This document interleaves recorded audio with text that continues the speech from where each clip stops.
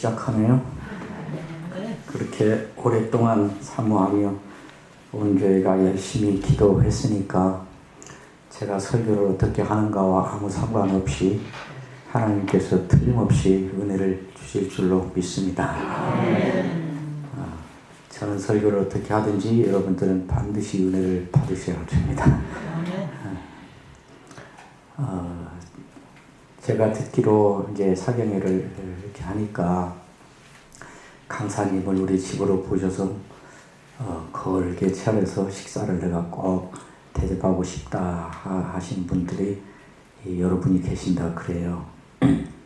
너무 감사한데 아시다시피 제가 지금 암 환자잖아요. 그래서 음식을 먹을 수 있는 게 딱 정해져 있어요. 그래서 가서 음식을 먹을 수가 없어서 너무 저는 좋고 감사한데 갈 수가 없습니다. 그래서 너무 고맙고 감사한데 여러분이 원하는 대로 가서 대접을 받을 수가 없으니까 이해해 주시고 대신 기도해 주시면 고맙겠습니다.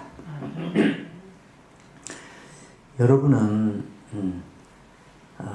이것은 정말 귀한 것이다. 나는 이거 하나 있기 때문에 어떤 일이 생겨도 괜찮다. 나는 이것은 무엇과도 바꿀 수 없다.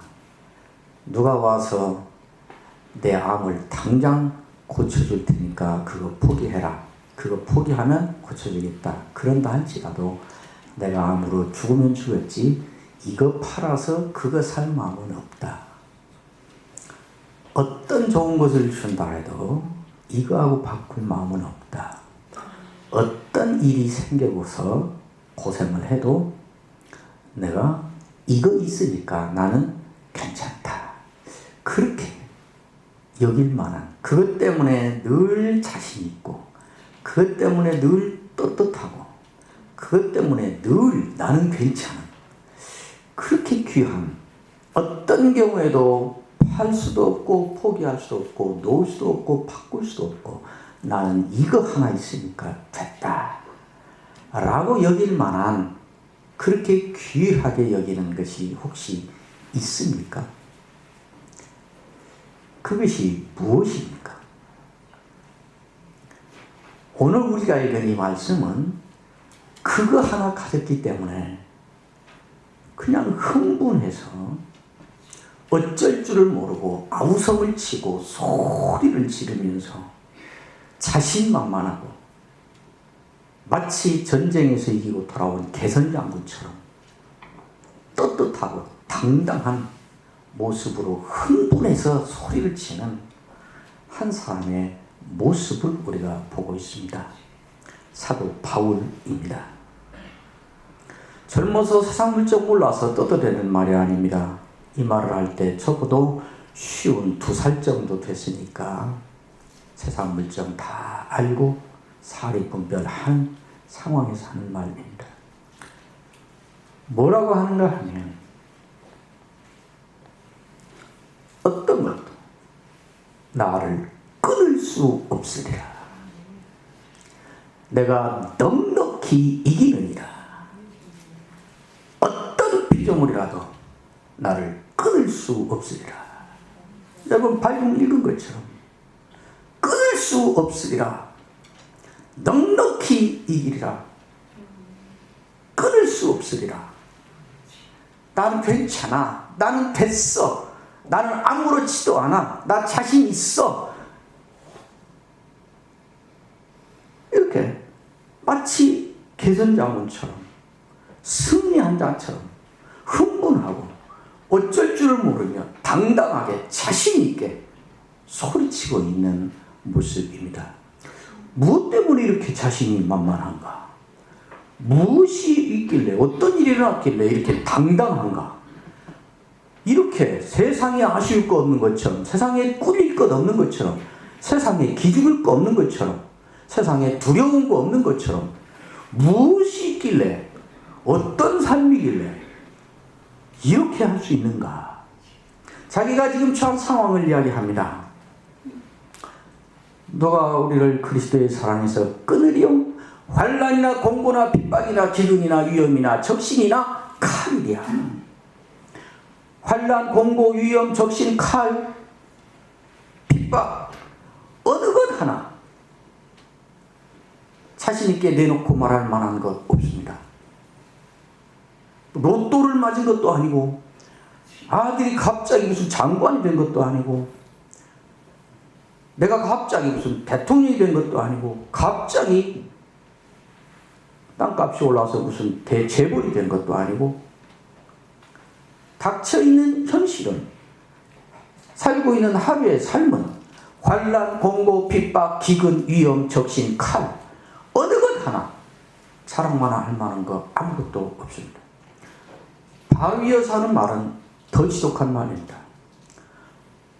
우리가 주를 위하여 죽임을 당하며 종일 도살당할 양같이 여김을 받았나이다.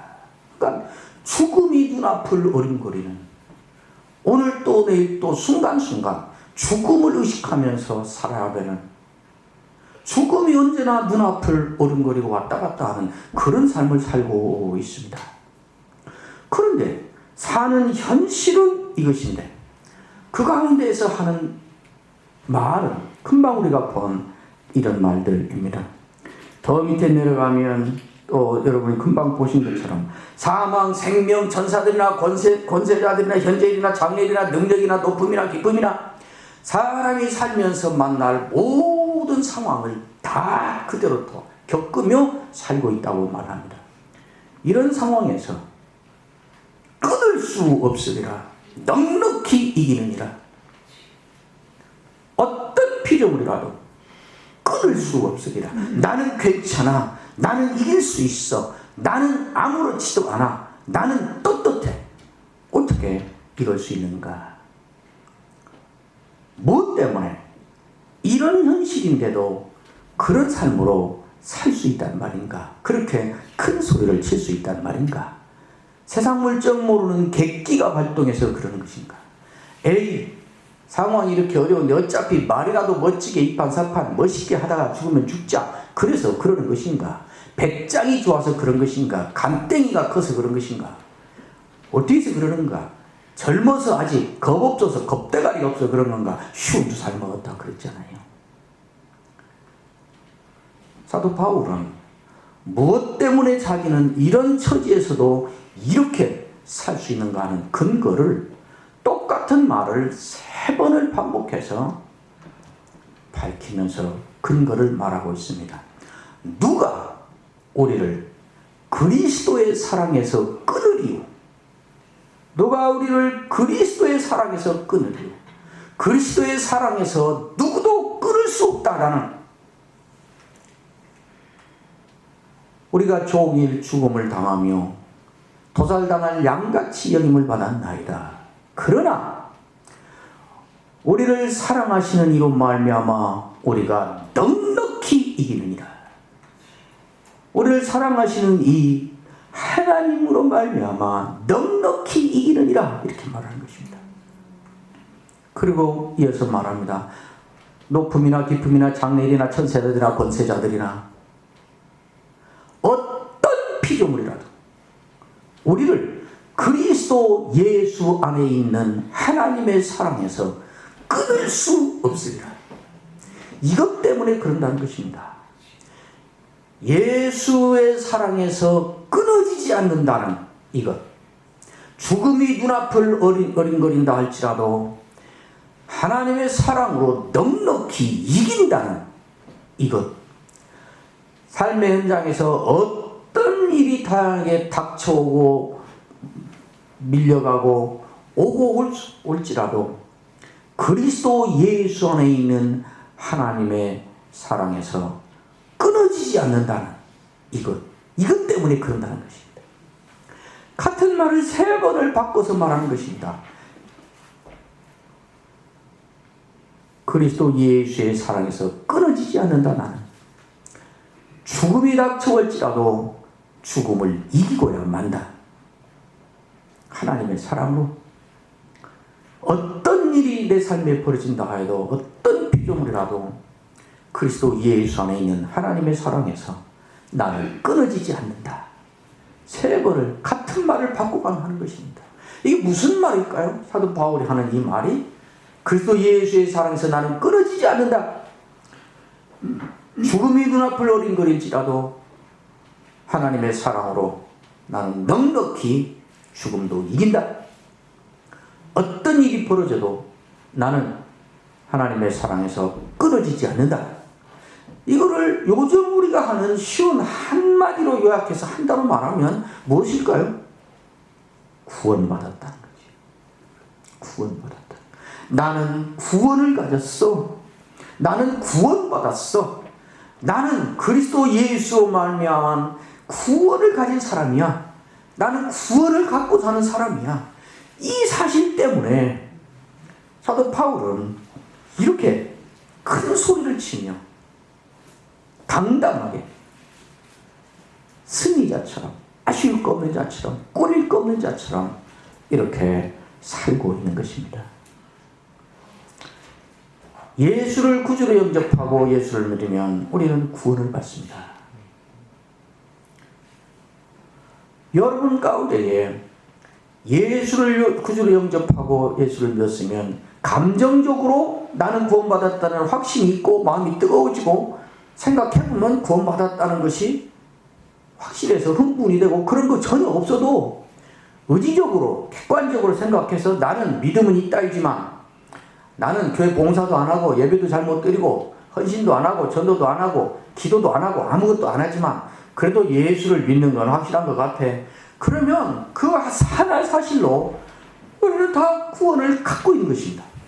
구원받은 자답게 사는가 안 사는가 하는 것은 둘째 문제고 예수를 영접하여 믿는 것이 사실이면 이 구원을 다 가지고 있는 것입니다. 구원의 확신은 감정을 근거로 확인하는 것이 아니고 어떤 이단 교파처럼 그런 게 아니고 내가 의지적으로 예수를 믿고 있는 것을 근거로 구원을 확신을 가는 것입니다. 구원을 받은 사람은 다 지금 이런 삶을 살 수 있는 것입니다. 사도 바울이 그것 가지고 그러는 것입니다. 여러분이 나는 구원을 받았다, 구원을 가졌다고 하는 그 사실이 여러분의 매일매일의 생활에 하루하루의 삶 가운데에 도대체 어느 정도나 영향을 주고 있습니까? 어떤 그 집사는 전도를 많이 해서 전도 열매가 많은데 나는 전도도 못하고 그래서 기죽어서 아무 재미도 없고 누구는 기도했는데 탁탁 응답도 받더만 나는 계속 기도해도 응답도 없으니 나는 예수 믿는 재미도 없고 그래서 기도 응답도 없으니까 늘 기죽어 살고 남처럼 봉사도 못하니까 나는 재미도 없고 기쁨도 없고 누구는 예수 믿고 아들들이 잘 돼서 다 인류대학 가고 좋은 직장 가는데 우리 애들은 맨날 일반성만 부리고 그러니까 기죽어서 교회도 못 가겠고 그렇습니까? 우리가 예수 믿고 구원을 가진 사람으로 산다는 이것이 전도 몇 사람 더 했을 때 얻는 기쁨만큼도 기쁨을 못 주고 있습니까? 우리한테. 내가 예수 믿고 구원 얻었기 때문에 갖는 자신감과 당당함과 자랑스러움이 저 사람보다 전도한 사람 더 했을 때 얻는 당당함과 자랑스러움만큼도 못한 것입니까? 그래서 늘 전도 그 사람만큼 못했으면 기죽고 늘 그 사람만큼 헌금 못했으면 기죽어서 할 말도 없고 늘 조그만 일만 생기면 나는 예수 믿는데도 자꾸 병은 생기고 기도 열심히 하는데도 암은 걸리고 그러니까 예수 믿는 재미도 없고 나는 어디에 나서서 예수 믿는다고 말하기도 부끄럽고 그렇게 쪽팔려 하면서 삽니까? 내가 구원을 가지고 있다는 사실이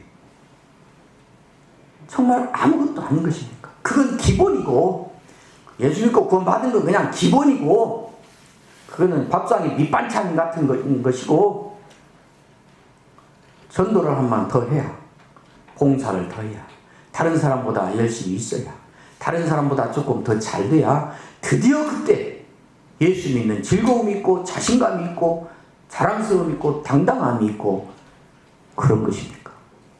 우리가 얻은 구원이 그 정도밖에 안 되는 것일까요?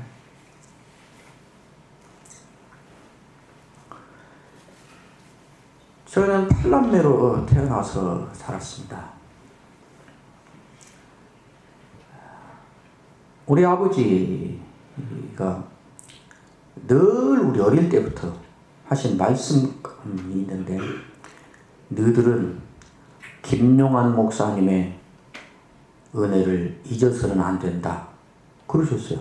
근데 김용환 목사님이라는 분이 누군지, 김용환 목사님이라는 분에게 우리가 도대체 무슨 은혜를 입었는지 아무도 몰라요.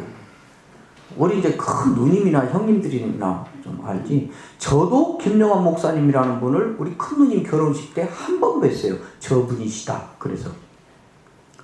근데 우리 아버지는 늘 김용환 목사님의 은혜를 잊어서는 안 된다 그러세요. 그러니까 내 밑에 동생, 내 바로 밑에 동생만 우리 아버지가 워낙 김용환 목사님을 사모하고 좋아하시니까 오래 이제 일찍 떠나셨으니까 오늘 본 적이 없고, 그분이 여기 전라도 장성인가 거기에 남경성 기도원이라는 기도원을 산속에 만드시고 기도원 원장을 하셨대요. 우리 동생이 우리 아버지 연로하셨을 때 일부러 거기를 찾아가서 아버지 때문에 녹음기에다가 육성을 녹음해가지고 와서 우리 아버지한테 들려드리는 걸 봤어요. 아버지 기분 좋게 해드리려고. 정집사 그러면서 얘기하시더라고요. 저도 들었어요. 그리고 내 밑에 동생들은, 그 밑에 동생들은 김용환 목사님 얼굴도 본 적이 없어요. 근데 늘 김용환 목사님의 은혜를 잊어서는 안 된다 너희들은. 그래서 어쨌든 무슨 은혜인지는 모르지만 우리는 김용환 목사님의 은혜를 잊어서는 안 된다 그렇게는 알고 있어요. 그냥 왜 그러는가. 우리 아버님이 외정 때, 일제 식민지 때 17살 청년 때 김용환 목사님에게 전도를 받고 예수를 믿었어요. 그리고 신앙이 자라고 나이가 들어가면서 보니까 예수 믿고 구원 얻었다는 것이 이게 보통 귀한 것이 아닌 것을 알기 시작한 것이에요. 내가 예수 믿고 구원 받았는데 내가 예수 믿는 계기가 그릇 때문에 됐다. 김용환 목사님이 나를 예수 믿고 구원받게 해주셨다. 그러니까 자식들에게도 내가 얻은 구원이 귀하게 여겨지면 여겨질수록 그 은혜를 자식들에게도 잊지 못하게 하고 싶은 거예요. 제가 유학을 마치고 돌아오니까 하루는 온 가족 다 모여서 예배드리는데, 그전에는 평생을 우리 아버지가 장로님이니까 다 예배 인도하고 기도하고 전부 하셨는데, 제가 유학 마치고 오니까 한번 다 모이는데 전부 모인 자리에서 선언을 하세요. 이제 앞으로 우리 집안의 신앙에 관한 일들은 다 창균이가 책임을 지거라 그러세요. 그때부터 이제 제가 정식으로 전권을 우리 아버지한테 이양을 받아서 인수인계를 받아서 이제 제가 다 하게 됐어요. 우리 큰형님도 장로님인데 아버지 돌아가시고 어머니 추도식하고 그럴 때도 내가 일정이 안 맞으면 제 날에 안 하세요. 내 일정 맞을 때까지 기다렸다가 앞당기든지 늦추든지 제가 다 해요. 그때부터 제가 이제 예배를 제가 인도하고 설교도 하고 다 하니까, 그것도 우리 아버지가 집안의 어른이시고 장로님이시고 그러니까 예배가 끝나면 1번으로 제가 아버님 하실 말씀 있으면 한 말씀 하시지요. 제가 언제나 이렇게 자리를 내드렸어요. 97년이었습니다. 3월달 구정 때 모였는데요. 2월 말인가. 예배 끝나고 한 말씀 하시지요. 그랬더니 우리 아버지가 첫마디에 그러세요. 내가 가장 큰 복을 받았다 그러세요. 그래서 무슨 아들 가운데 무슨 뭐 대통령이 나온 것도 아니고 장관이 나온 것도 아니고 대학 총장이 나온 것도 아니고 무슨 고급 공무원이 나온 것도 아니고 재벌이 나온 것도 아니고 뭐 아무것도 없는데, 아니 아버님 어떻게 그런 생각을 하셨어요? 그랬더니 이러세요. 우리 집안에서 나 혼자 예수 믿었다. 그런데 지금은 내가 낳은 8남매는 말할 것도 없고 들어온 사위나 들어온 며느리나 손자 손녀, 심지어 내 형제들의 조카들까지, 우리 아버지가 하신 말씀 그대로 전라도 말 그대로 해볼까요? 조카들까지 싹 다 믿는다 그러세요.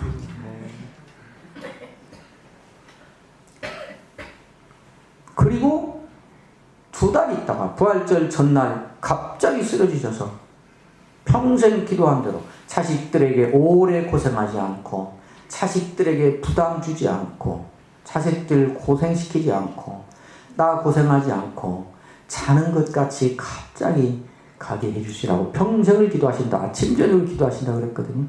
부활 때 전날 토요일날 쓰러져서 중환자실에 가셔서 부활주일 지나고 수요일날 오후에 돌아가셨어요.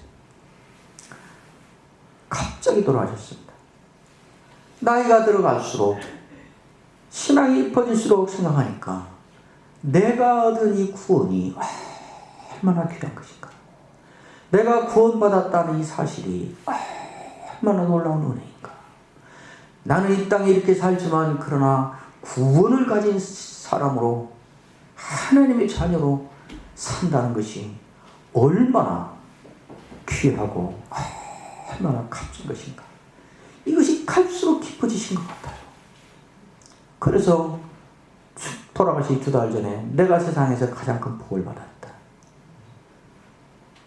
나 혼자 믿었다. 그런데 지금은 아들, 딸, 며느리, 사위, 손자, 손녀 다 합치면 그때 36명이에요. 제가 지난번에 했잖아요. 요즘에 웬만한 교회, 개척교회 10년을 해도 못 모으는 수라. 동생의 조카들까지. 이 많은 사람이 나 하나 때문에 이 귀한 구원을 가졌구나. 그러니까 자기가 가장 구원받은 사람이라는 거죠. 어떻게 이 구원이 우리에게 왔으며, 내가 어떻게 이 구원을 얻었으며, 내가 이 구원을 얻었다는 것이 도대체 무슨 의미인가? 사도 요한은 요한복음 1장 12절에서 그걸 밝히고 있습니다. 여러분 늘 암송하고 찬하는 말씀 그대로죠. 영접하는 자 곧 그 이름을 믿는 자들에게는 하나님의 자녀가 되는 권세를 주셨으니 이는 혈통으로나 육정으로나 사람의 뜻으로 나지 아니하고 오직 하나님께로부터 난 자들입니다. 영접하는 자 곧 그 이름을 믿는 자, 이게 무슨 말입니까? 예수 믿었다 그 말이죠. 예수 믿고 구원 얻었다 그 말이죠. 예수 믿고 구원 얻었다는 말이 무슨 말인가 그 다음 말합니다. 하나님의 자녀가 되는 권세를 주셨다. 하나님의 자녀가 됐다는 말을 다른 말로 우리가 구원 얻었다 그러잖아요. 그런데 우리가 구원을 얻었다는 것이 도대체 무슨 말인가? 권세라고 말합니다. 우리가 예수 믿고 구원을 얻어 하나님의 자녀가 된 것은 권세라는 말입니다. 무슨 권세인가? 예수 믿고 하나님의 자녀가 되는 데에는 세 가지 권세가 있습니다. 첫째는 권세가 동원됐습니다. 동원된 권세가 있습니다. 우리가 예수 믿고 구원받은 것은 내 의지로 내가 맘 내켜서 내가 결정해서 산 것 같지만은 성경은 분명히 말합니다. 그것은 그렇게 해서 된 일이 아니라고, 권세가 동원돼서 된 일이라고. 사도 바울은 오늘 이렇게 말하는 사도 바울은 고린도전서 12장에 가면 분명히 이 말을 밝혀서 하고 있습니다. 너희도 알거니와 너희가 이방인으로 있을 때에 말 못하는 우상에게 끄는 그대로 끌려갔느니라. 우리가 이방인으로 있을 때, 예수 믿기 전에, 구원받기 전에 그 말입니다. 그때는 말 못하는 우상이 이끄는 대로 끌려다녔다 그렇게 말합니다. 말 못하는 우상이 뭘까요? 다른 곳에서 하는 말로 하면 공중의 권세 잡은 자라고 하든지 악한 영이라고 하든지 마귀라고 하든지 사탄이라고 하든지, 하여튼 내가 사로잡혀 있는, 내가 신처럼 모시고 있는, 내가 거기에 매여 있는 그것에 노예처럼 매여서 그것이 하라는 대로 했다는 것입니다. 돈을 우상으로 섬기고 사는 사람은 돈이 그가 섬기는 신이 되고 돈이 그의 주인이 돼서 돈이 하라는 대로 했다는 것입니다. 저리 가야 돈 벌어, 그 사람 배신해야 돈 벌어, 그러면 그가 배신해, 그러면 배신하고 그리 가고. 자존심이 우상인 사람은 자존심의 노예가 돼서 자존심이 끄는 대로 가라 했다는 것입니다. 너 그 말 듣고는 자존심 상해서 못 살아, 그러니까 그 사람을 어떻게든지 복수를 해. 그러면 어떻게든지 복수를 하는 대로 가서 그걸 하고, 어쨌든 예수 믿기 전에는 다른 것의 지배를 받아서 권세가 그것에게 있어서 그 권세가 하는 대로 하면서 노예처럼 살았다는 것입니다. 어떤 사람은 자식이 그 권세를 갖고 있고, 어떤 사람은 돈이 그 권세를 갖고 있고, 어떤 사람은 명예가 그 권세를 갖고 있고, 어떤 사람은 권세를 갖고 있고, 어떤 사람은 인간관계가 그 권세를 갖고 있고, 어떤 사람은 자기의 건강이 그 권세를 갖고 있고, 어쨌든 무엇인가 사로잡혀서 그것이 주인 노릇하고 그것의 노예가 돼서 그 노예로 그것이 끄는 대로 끌려다니면서 살았다는 것입니다. 그것이 예수 믿고 구원받기 이전의 모습이라고 말합니다. 그리고는 이어서 사도 바울이 말합니다. 그러므로 내가 너희에게 알리노니 하나님의 영으로 말하는 자는 누구든지 예수를 저주할 자라 하지 아니하고 또 성령으로 아니하고는 누구든지 예수를 주시라 할 수 없느니라. 누구든지 성령으로 아니하고는 예수를 주시라 할 수 없느니라. 이전에는 주인이 따로 있었다는 것입니다. 주인이 따로 있었어요. 아까 말한 것처럼 돈이든지 권세든지 명예든지 능력이든지 무슨 자식이든지 건강이든지 뭐든지 그게 주인이에요. 그게 주인. 그런데 이제는 주인을 바꿨다는 것입니다. 그리스도 예수를 주인이라고 하게 됐다는 것이에요. 이 어마어마한 엄청난 변화가 일어났다는 것이에요. 사도 바울이 이걸 고린도서 5장 7절에서는 새로운 피조물이 됐다 이렇게 말할 정도로 창조가 새로 일어난 것과 같은 어마어마한 변화가 일어났다는 것이에요. 주인을 바꿨다는 것이에요. 주인을 어떻게 해서 바꿀 수 있을까요? 예를 들면 이런 거예요. 조폭이죠. 조폭 잘 아시죠? 조직폭력배. 거기 예를 들면 가장 확실해요. 거기는 한 번 들어가면 절대로 나오거나 바꿀 수 없어요. 죽기 전에. 나 이제 조직폭력배 생활 그만할래요. 나 이제 이거 끊을래요. 그리고 내가 지금까지는 아시려나? 내가 양은이파였는데 이제는 김태초파로 갈래요. 그리고 여기를 큰형님이라고 해요. 형님, 그 주인이죠. 조폭의 대장.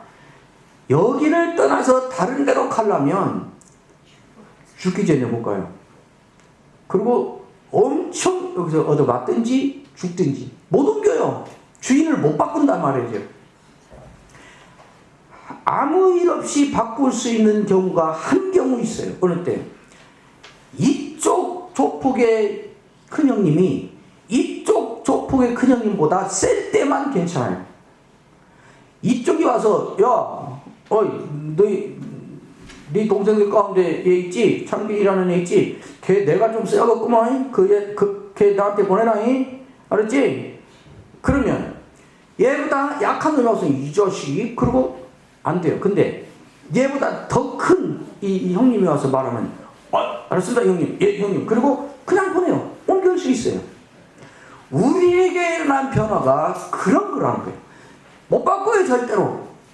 악한 영의 공중의 권세 잡은 자의 악한 주권자의 여기에 얽매여서 주인을 못 바꿔요. 끄는 대로 가야 돼요. 하라는 대로 해야 돼요. 그런데 주인을 바꿨다는 거예요. 이제 네가 내 주인 아니야. 너는 이제 아무것도 아니야. 너는 배설물이야. 너는 나하고 상관없어. 내 주인은 예수 그리스도야. 예수 그리스도가 내 주인이야. 이런 일을 우리가 하고 있다는 것이에요. 어떻게 그 일이 하고 있는가? 성령의 역사가 있었다는 것이에요. 성령이 마음을 감동해서 우리를 바꿔줘. 그 정도가 아니고 우리를 사로잡고 있던 주인 노릇했던 그 권세보다 더 큰 권세를 동원해서 얘를 이리 옮겨가고 얘가 주인을 바꿔도 얘가 꼼짝 못할 그 권세가 동원되어서 됐다는 것이에요. 그러니까 우리가 어느 날부터 갑자기 이제는 예수님이 나의 주인이시다라고 고백하게 되고 말하게 된 거기에는 이 어마어마한 권세가 동원돼서 가능하게 됐다 그 말이에요. 성령으로 아니하고는 누구든지 예수를 주시라 할 수 없느니라. 여러분이 예수를 영접하고 그 이름을 믿어 하나님의 자녀가 된 데에는 이 권세가 동원돼서 드디어 이루어진 것이라 그 말입니다. 그러니 그것이 얼마나 귀한 것입니까? 이것이 얼마나 당당하고 자랑스러운 것입니까? 얼마나 떳떳한 것입니까?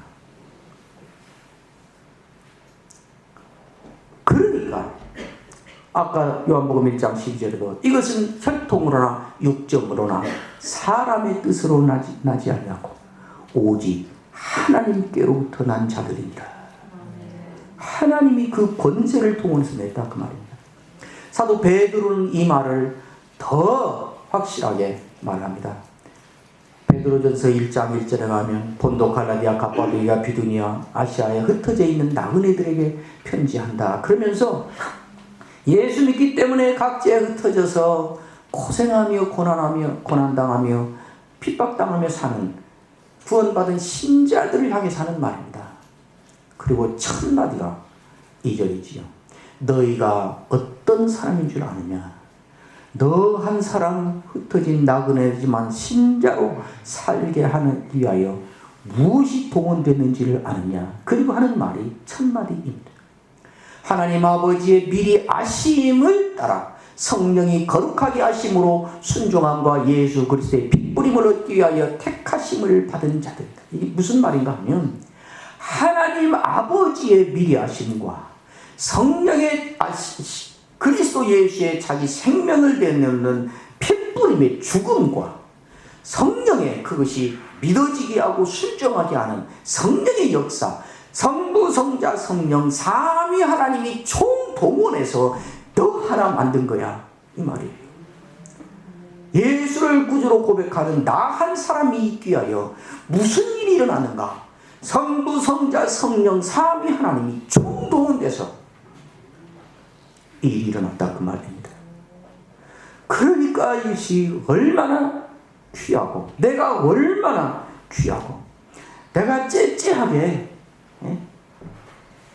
어려운 일 하나 당했다고 기죽고 세상 끝난 것처럼 그렇게 하고 내가 누구만큼 현금 몇 푼 못했다고 째째 기죽어서 이렇게 살고 그런 문제가 아닌 것이요. 그것 갖고는 차원이 다른 삶을 사는 우리가 됐다 그 말입니다. 영접하는 자, 곧 그 이름을 믿는 자들에게는 하나님의 자녀가 되는 권세를 주셨으니 이 권세, 동원된 권세 외에 두 번째 권세가 있습니다. 자녀의 권세입니다. 자녀이기 때문에 주어진 권세입니다. 자녀의 권세. 이것이 무엇인가? 자녀의 특권이 뭘까요? 무엇이든지 부모에게 요구할 수 있는 권리입니다. 우리 옆집 아이는 아무리 돈이 없어서 학교를 못 가고 등록금을 못 내서 학교를 못 다녀도 저한테 아저씨 제 등록금 좀 내주세요 이렇게 말할 수 없어요. 못해요.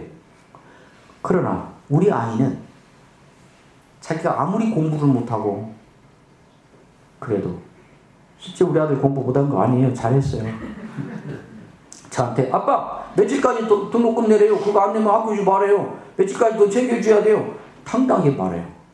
아무리 큰 잘못을 했거든 나한테 와서 큰 소리 치며 한 번만 봐주세요. 다음에 안 그럴게요. 그리고 무엇이든지 말해요. 그게 자녀이기 때문에 가진 권세예요. 구원받은 신자가 가진 권세가 뭔가? 자녀의 권세가 뭔가? 무엇이든지 하나님께 요구할 수 있는 권세예요. 기도는 신자만 갖고 있는 권세예요. 예수 믿지 않는 사람은 기도할 수 없습니다. 아무리 돈을 많이 내놓고 아무리 열심히 아무리 오래 밥을 구우며 기도해도 그 기도가 아니에요. 그건 헛것이에요. 기도할 수 없어요. 기도할 자격이 없어요. 예수 믿는 사람에게만 주어진 신자에게만 주어진 권세가 기도예요. 믿는 사람이 믿지 않는 사람을 위하여 기도해 줄 수는 있습니다. 그러나 믿지 않는 사람이 기도할 수는 없어요. 기도가 안 돼요. 기도할 자격이 없어요. 기도할 권세가 없어요. 그 예수님께서도 마지막 고백을 하면서 여러 번, 한 6번, 5번, 6번을 제자들에게 계속 기도하라고 말하지요. 요한복음 10장 7절에도 말하기를 너희가 내 안에 거하고 내 말이 너희 안에 거하면 이게 무슨 말이에요? 너희가 내 안에 거하고 내 말이 너희 안에 거하면 영접하는 자, 곧 그 이름을 믿는 자는 그 말 아니겠어요? 뭐라고 하시는가? 무엇이든지 원하는 대로 구하라. 그리하면 이루리라. 모든 인류에게 주신 약속이 아니에요. 영접하는 자, 곧 그 이름을 믿는 자들에게만 주어진 특권으로 하신 말씀이에요. 자녀의 권세입니다. 그 다음에 하나님의 자녀가 되는 권세를 주셨으니 할 때 세 번째 중요한 권세가 있습니다. 자녀인 권세입니다. 자녀라는 것 자체가 권세라 그 말입니다. 자녀인 것 자체가 권세예요.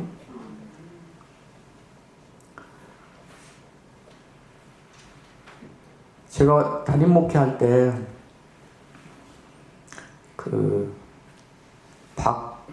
박아무개라는 할머니가 계셨어요.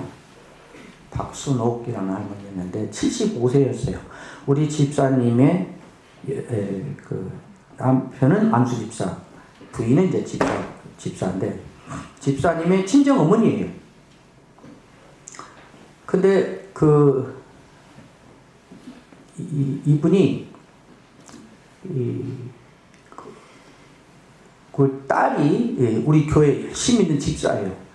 그런데 이 모녀가 평생 남녀 호랑교를 믿었어요.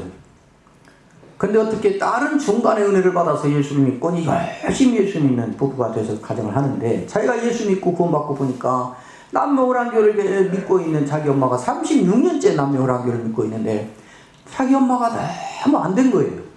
예수 믿게 하려고 하는데 전도만 하면 안 돼요. 야, 평생 내가 이거 섬겼는데 너는 네 거 믿고 나는 내 거 믿고 우리 그냥 편하게 지내자. 그러면서 전도가 안 돼요. 근데 일산에 있는데 어느 날 자기 여동생이 일산 집에 있는데 그 집에 가끔 온다고. 근데 지금 왔다고 나보고, 자기 동생 집에 계신다고 나보고 가서 자기 엄마를 좀 한번 만나 주실 수 없냐고 자꾸 그래요. 아니, 딸이 안 해. 그렇게 말해도 안 오는 분이 목사가 한 번 왔다고 올 리가 없거니와. 지가 하지 왜 나한테 목사한테 그 책임을 자꾸. 근데 또 목사가 체면이지 안 간다고 할 수 없고. 그래서 갔어요. 하루 주일 예배 오후 예배 다 끝나고 어쩔 수 없이 갔지요. 또 우리 교회에서 가까이에요, 그 집에. 갔더니 정말 키가 조그만하신데 75세인데 정말 천사 같아요, 얼굴이. 여러분, 예수 안 믿는 사람 가운데 예수 믿는 사람보다 천사같이 더 착하고 고운 사람 많습니다. 우리가 그것보다 착해서 구원받은 거 아니에요. 정말 선하고 착하게 사는 분들 교회 밖에 엄청 많이 있습니다. 그분이 그래요. 조용히 말씀. 그래서 저는 다 들었어요. 제가 말 몇 마디 안 했어요.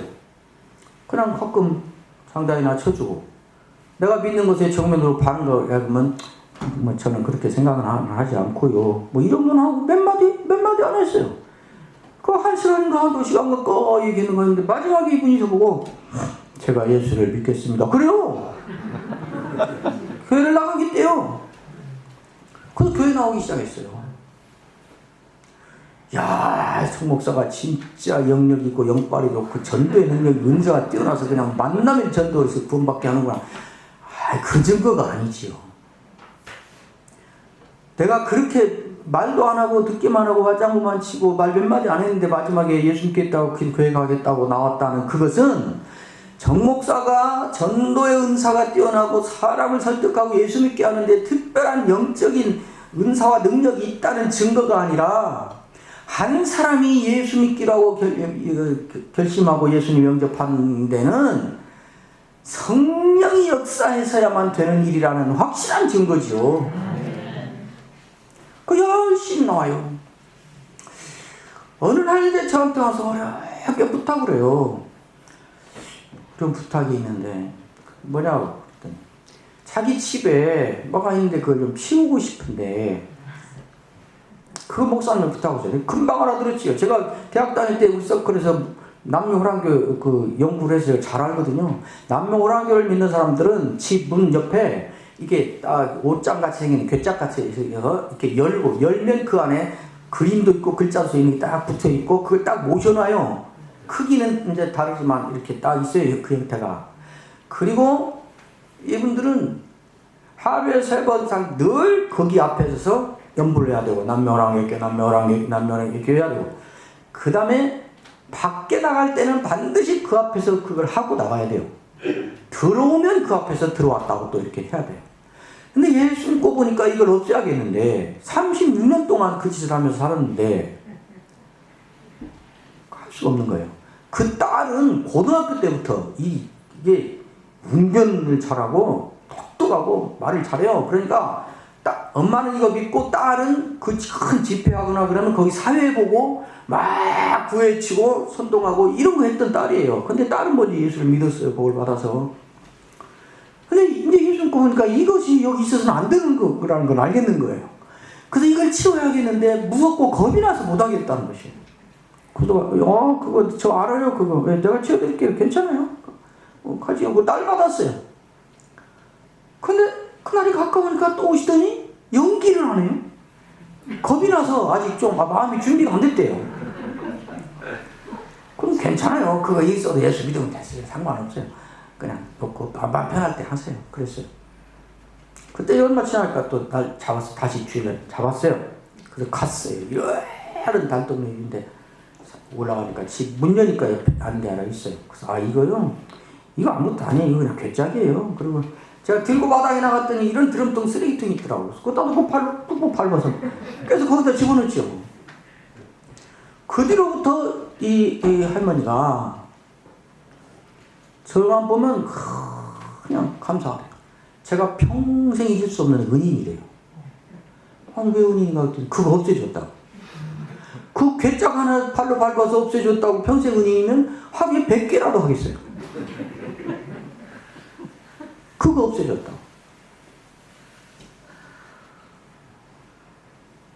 제가 왜 그걸 그렇게, 그분은 두려워서 못하는데 저는 그렇게 할 수 있을까요? 목사에게만 주어진 특별한 영적인 어떤 영권이 있고 목사에게만 주어진 어떤 특별한 영역에 어떤 권세가 있어서 목사만 할 수 있는 일이어서 그렇게 한 것일까요? 아니에요. 그거는 목사에게 준 것이 아니고 예수를 믿고 그래서 하나님께로부터 난 구원받은 모든 신자에게 주신 것이에요. 그 사도 요한은 1장 12절에서 영접하는 자 곧 그 이름 읽는 자들에게는 하나님의 자녀가 되는 권세를 주셨으니 이는 혈통으로나 육정으로나 사람의 뜻으로 나지 아니하고 오직 하나님께로부터 난 자들이니라. 이렇게 말한 사도 요한이 요한 1서 5장 18절에 가면 이렇게 분명히 말합니다. 노릇 하나님께로서 난 자마다 하나님께로서 나신 자가 저를 지키시며 악한 자가 저를 만지지도 못하느니라. 하나님께로부터 난 자가 누구예요?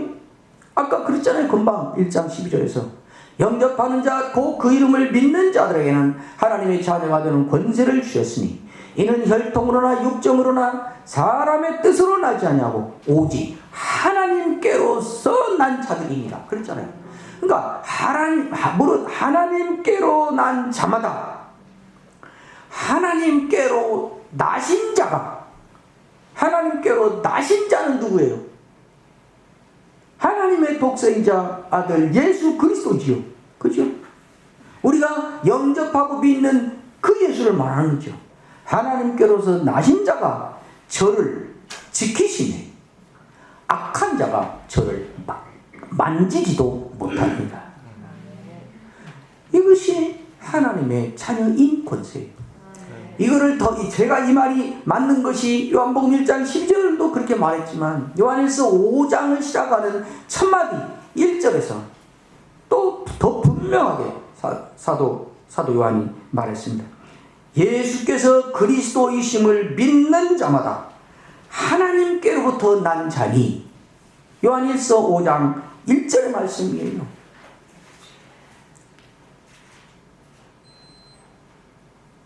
여기 떠있죠.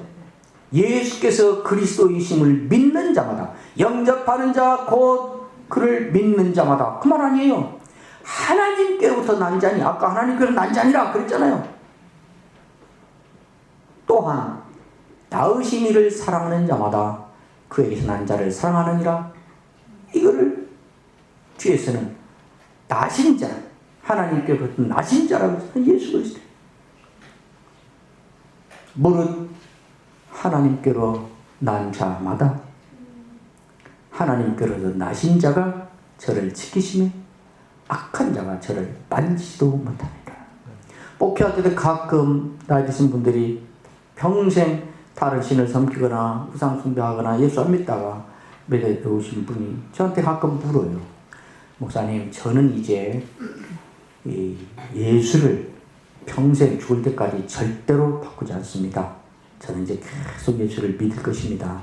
그런데 목사님, 한 가지, 제가 수십 년 믿던 주인을 바꾸었잖아요. 그래야 바꿨다.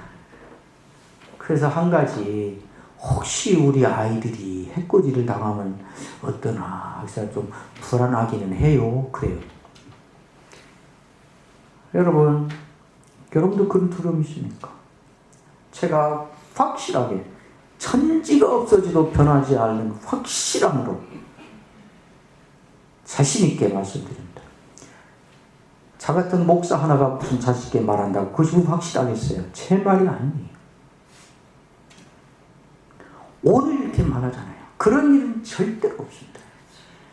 내가 다른 신을 섬기다가 주인을 받고 예수를 구주로 영접하고 예수를 믿고 구원받은 예수의 사람이 되었기 때문에 내가 섬기던 악한 신이, 내가 섬기던 다른 신이 분노해서 내 자식을 해치거나 다른 해를 끼치거나 해코지하거나 그럴 일은 절대로 없습니다. 예수 믿고 나면 한 번도 교통사고도 안 나고 병도 안 걸린다는 말 아니에요. 그냥 걸릴 수 있고 다칠 수 있어요. 그건 그냥 사람이 살다가 일어나는 일이 일어난 거지.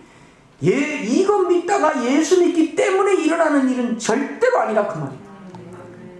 하나님이 말씀하시잖아요. 무릇 하나님께로 난 자마다 하나님께로서 나신 자가 저를 지키시며 악한 자가 저를 만지지도 못하느니라. 모든 신자에게 주신 말씀입니다. 그것이 구원받은 우리가 가지고 있는 권세입니다. 어디 기도원에 갔더니 귀 들린 사람이 있어가지고 너 예수 믿는 거나? 근데 막 너무 두려워서 겁나서 막 죽는 줄 알았다고. 그래서 빨리 막 펴서 왔다고. 반대예요. 귀신이 우리를 무서워하지 왜 우리가 귀신을 무서워해요? 저들이 만지도 못한다는데 걱정하지 마세요. 예수 믿고 우리가 구원받은 자로, 구원을 가진 자로 하루하루를 살고 있다는 것이, 여러분이 하루하루를 집에서, 직장에서, 사회에서 살아가는데, 교회에서 살아가는데 어느 정도나 영향을 주고 있습니까? 나는 구원받은 사람이야? 나는 예수가 나의 주인이신 사람이야? 그 사실을 어느 정도나 확인하면 그 사실 때문에 어느 정도나 여러분의 삶이 영향을 받으며 살고 있습니까? 예수 믿고 구원받았다는 것은 당연한 거고 아무것도 아닌 것이고 그건 밑반찬이고 다른 특이한 기도 응답이 됐달지 헌금을 좀 더 했달지 저 사람보다 전도를 좀 더 했달지 저 사람만큼 예배를 빠지지 않고 열심히 드렸달지 뭔가 다른 것이 있어야 드디어 나는 자신이 있고 떳떳하고 절대로 나는 병이 안 걸리고 예수 믿은 후에 건강 평탄 순탄해야 나는 예수 믿는 것이 자랑스럽고 보람이고 그렇습니까? 그렇지 않습니다.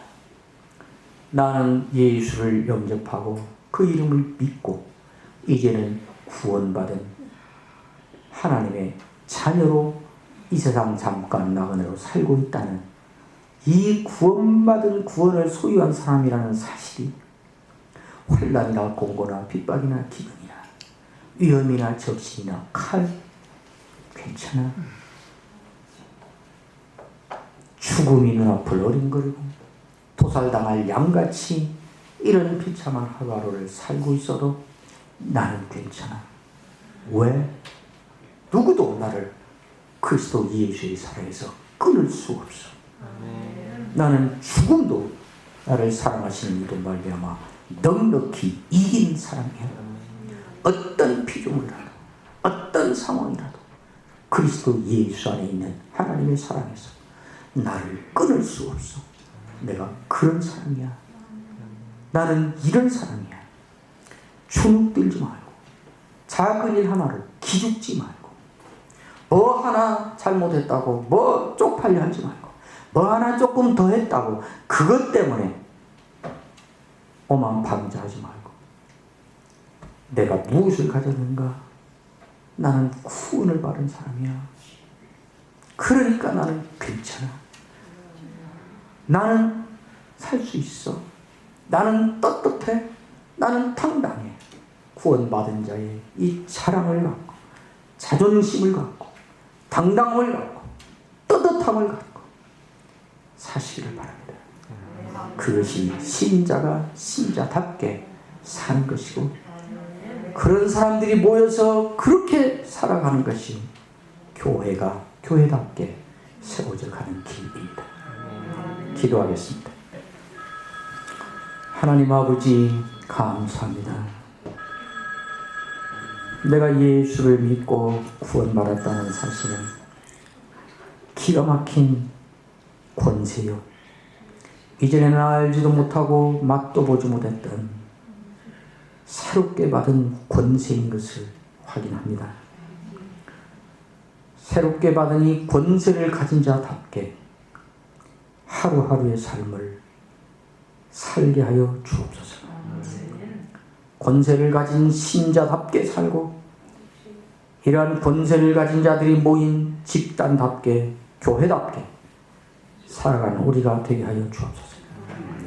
하나님 이번 참으로 오랜만에 온 교회가 사모하며 오래 기도하며 말씀 사경회를 준비하고 기다렸사오니 하나님이여 남은 시간마다 말씀으로 다가와 주시고 하나님의 말씀을 들을 때에 하나님의 임재를 우리 모두가 경험하게 하시고 하나님의 음성을 듣는 기적을 체험하게 하시고 신자가 신자답게 교회가 교회답게 힘있는 새로운 삶을 시작하는 역사가 일어나게 하여 주시옵소서. 예수님의 이름으로 기도합니다. 아멘.